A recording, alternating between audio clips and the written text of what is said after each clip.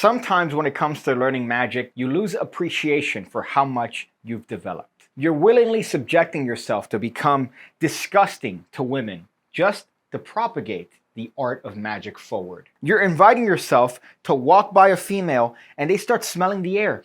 What is that? What is that stink around me? It's you. You're the stink. And you're subjecting yourself off for what? For no reason, because you don't feel appreciated. You never take the time to appreciate how far you've come practicing magic. And in this video, I'm going to share with you guys a very easy technique that you could use in order to become more appreciative as to how far you've come with your sleight of hand mastery.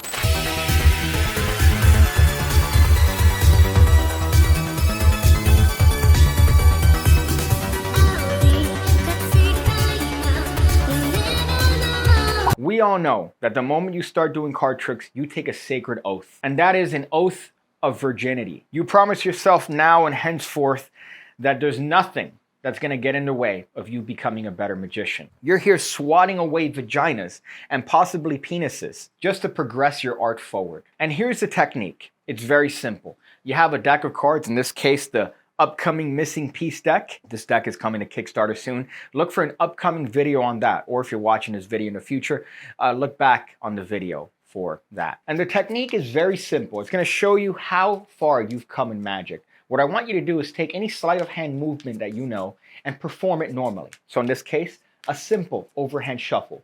Notice the fluidity. Notice that I've practiced this sleight over and over again, and there's a certain level of understanding of this particular technique. Now, at any point, what I want you to do is just change hands. That's right, change hands. So in this case, I'm doing it this way. And what you notice is that, well, it's not as good anymore. It's not as smooth. There isn't as much refined technique. Now, unless you're a complete psychopath and you've practiced your techniques with both your hands, this is gonna come as no surprise. You're not practiced. You don't know anything when it comes to your opposite hand because, well, you haven't developed that skill yet. This is how you were before. This is how you mixed the cards up before. This is how you were shuffling the cards before you started practicing and learning how to actually mix cards correctly and, well, solidify your virginity forever. Let's take a move like the pass, right? Look at that. We've all done the pass. Look at how good it looks, right? There, it's just a smooth, simple action. If we do it with the cards face up, you can see that card just goes to the top of the deck. It's something I've practiced many times, and you can see that there's a certain level of quickness done with it. You can see from the exposed angle, and it's still a very fast movement. Now let's do the move with my other hand. Let me do that move with my other hand. And you see, is it as smooth? Is it as practiced? No, but this is where you were once. This pass with the opposite hand looks like a puppy in a thunderstorm by itself, dying of starvation. It's like trying to pick up girls, but I was given thalidomide as a child, essentially. And look at how far you've come. So try to do moves with your opposite hand. And that's how you once were. Something simple that I've done 100 times where I just catch a card in the other hand becomes a very difficult movement because, well, you've come a long way, my friend. You've practiced a lot. So this is a good exercise to do if you ever find yourself down on your rut when it comes to practicing magic, because it is a very demeaning art. You're essentially committing to a life of pretending. So you could show yourself how effective you've become and the art of magic in terms of sleight of hand by just doing it with the opposite hand. Now, this is actually, believe it or not, a good technique to do if, for example, you're a mentalist and you're out here trying to convey the idea that I'm not good, I don't know what I'm doing. Just shuffle the cards with the opposite hand. You don't want to be a mentalist out here shuffling cards like you know what you're doing,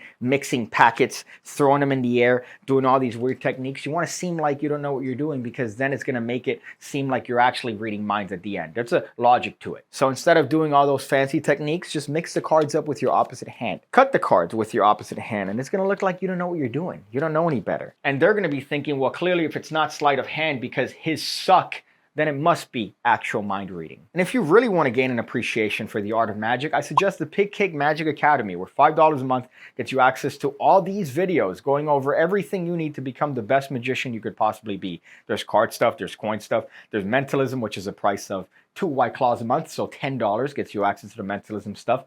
But you get tutorials that I don't post anywhere else, adding up to 1,200 videos, and I'm always uploading. So eventually I'm gonna have to change these ads to over 1,300 videos, over 1,400 videos, over 2,000 videos. So get at it by looking at the link in the description section below and appreciating me And here's a good barometer.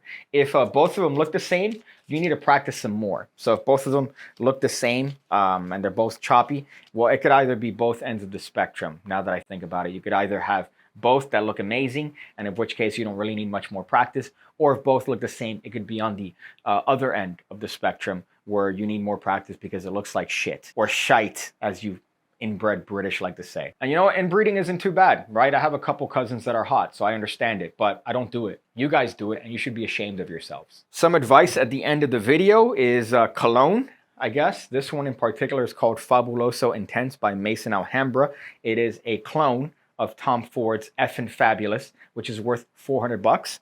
This one is worth about 20 bucks. And it smells the exact same, has the same notes. Smells a little bit like baby wipes, but like refined, classy, sparkly baby wipes. And the reason I'm pointing this out is not only so it becomes deductible, right, because I'm using it in the context of my business, which is making videos, but also because it's a good cologne. It's a good one to get, right? You smell it, you spray it, you smell nice to the opposite sex or the same sex, and now you're better off. You feel more confident. Now, again, as I've mentioned many times, you need a good layer, a good base layer to put this on. You need a foundation. You can't just spray it on a turd and expect the turd to smell amazing. It's still a turd at the end of the day. So you got to shower, you got to have clean towels, you got to dry yourself off correctly, and then you could spray something like this and smell, in this case, Fabulo. You could smell Fabulo. I see you again, when I see you again, when I see you again, when I see you again, when I see you again, when I see you again, when I see you again.